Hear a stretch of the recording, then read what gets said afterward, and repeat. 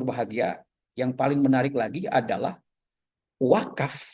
Nah, tadi kita sedikit berbicara tentang wakaf di Palestina, dan yang paling menarik, wakaf ya sebagai alat, sebagai media perjuangan ya menghadapi Yahudisasi, tahwid. Jadi kalau kita lihat peta tadi, bagaimana tanah-tanah itu dijadikan tanah Yahudi dengan istilah tahwid, Yahudisasi. Bagaimana semua tanah-tanah Palestina ini dimiliki oleh Israel. Nah, tanah wakaflah salah satunya yang bisa mempertahankan wujud keberadaan Palestina. Wakaflah yang bisa menghadapi upaya tahwid Yahudisasi tersebut. Jadi wakaf di Palestina ada satu keunikan. Ini membantu sekali perjuangan rakyat Palestina. Ya. Jadi dengan adanya wakaf ini eksis Palestina itu terus bertahan karena adanya wakaf. Maka tadi saya menyampaikan ide ya yang inovatif, yang kreatif.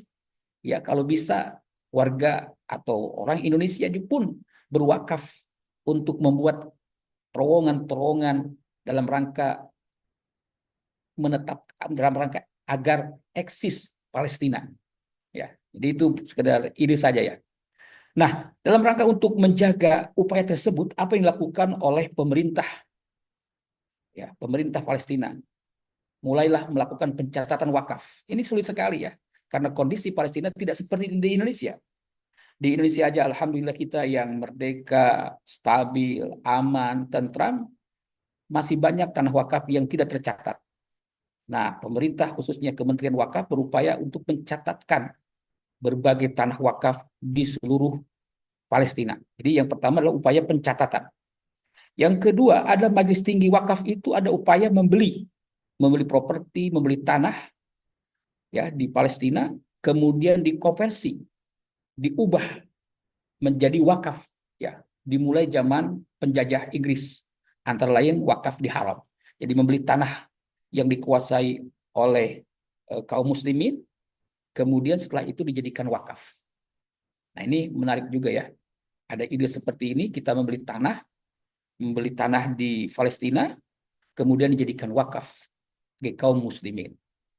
Kemudian selanjutnya, pada tahun 1993, 1997 tercatat 90 wakaf, termasuk diantaranya wakaf khairi dan wakaf zuri atau ahli. Ini pembahasannya ini khusus ya dalam bidang fikih ya. Kemudian banyak sekali yayasan sosial yang berubah menjadi wakaf.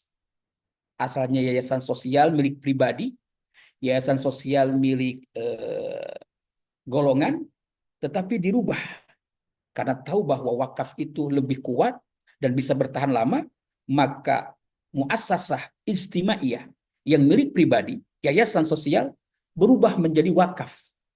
Seperti Bait Al-Atfal Al-Arabi di Syekh Jarrah, kemudian Jabal Amal, kemudian Al-Ittihad An-Nisa'i, dan Kuliah Al-Haram, itu asalnya muassasah istimaiyah, milik yayasan atau milik perorangan, tetapi dirubah menjadi wakaf.